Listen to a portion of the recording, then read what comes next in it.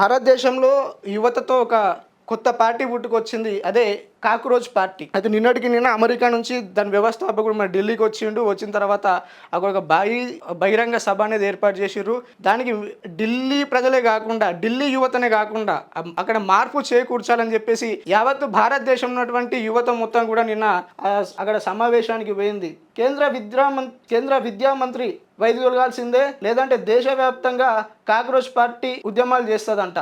అలాగే మా social media ఖాతాలను తొలగించారు, మమ్మల్ని తొలగించారు.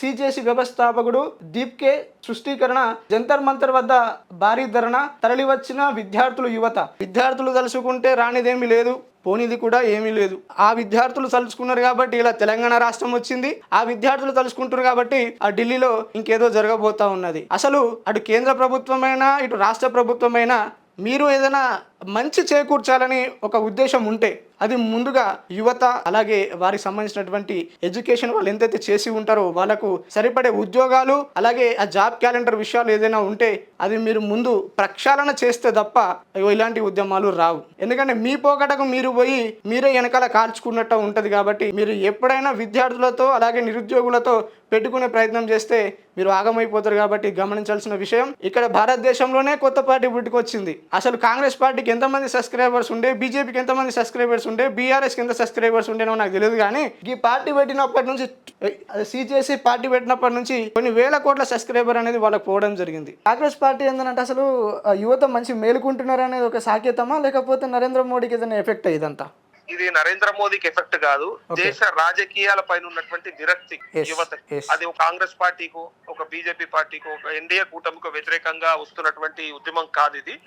ఆనాడు అంటే ఏ రోజైతే chief justice of India Suryakant గారు అన్నటువంటి మాట ఏదైతే ఉందో, బొద్దింకలతో పోల్చిన విధానాన్ని చూసిన తర్వాత పిచ్చి లేసింది యువతకి. అర్థం కాలేదు. అంటే మేము ఎట్లా కనిపిస్తున్నాం, పైగా అసలు ఇంత ఇటువంటి ఆలోచన ఉన్నదా మా పైన, యువత పైన? అసలు ఈ దేశానికి యువతనే ఆ మూలమని, లేకపోతే యువతతోనే దేశం ముందరపోతుందని భావి భారత పౌరులను మాట్లాడే మమ్మల్ని బొద్దింకలతో పోల్చిన విధానం చూస్తే ఇంకా మేము ఆగాల్సిన అవసరం లేదు, ఈ రాజకీయాల్ని మార్చుకుంటామని చెప్పి స్వచ్ఛందంగా బయటకు వస్తున్నటువంటి యువత ఇక్కడ రిజైన్ చేయాలని డిమాండ్. అలా 8 లక్షల మంది కేంద్ర మంత్రి ఆయన నీట్ ఎగ్జామ్ ఏదైతే ఉందో, ఆ పరీక్షా పత్రం ఏదైతే లీకేజ్ జరిగిందో, ఇంకా ఇంకా ఇంకా ఏ పరీక్షలు సరిగ్గా నిర్వహిస్తారో చెప్పాలి. అంటే ఇక 27 లక్షల మంది రాసినటువంటి నీట్ లాంటి ఎగ్జామే లీక్ అయిన తర్వాత అసలు ఇంకా మీరు ఏ పరీక్షల్ని సరిగ్గా నిర్వహిస్తారు? మరి ప్రభుత్వ వైఫల్యం కాదా? డెఫినెట్ గా ఆయన రిజైన్ చేయాలి కదా. మరి తప్పిదం ఉన్నప్పుడు బండి సంజయ్ కొడుకు తప్పు చేస్తే బండి సంజయ్ రిజైన్ అడిగినప్పుడు, మరి అంత పెద్ద ప్రశ్నాపత్రం లీకేజ్ అయినప్పుడు ఎందుకు ఆయన బాధ్యత తీసుకోకూడదు? యువత తలుచుకుంటే తెలంగాణ రాష్ట్రం వచ్చింది, యువత తలుచుకుంటే బెంగాల్లో ఇంకో రాష్ట్రం ఏర్పడ్డది, అదే యువత తలుచుకుంటే ఢిల్లీ కూడా మారిపోతుంది. ఎట్టి పరిస్థితులలో యువత స్వచ్ఛందంగా బయటకు వచ్చింది.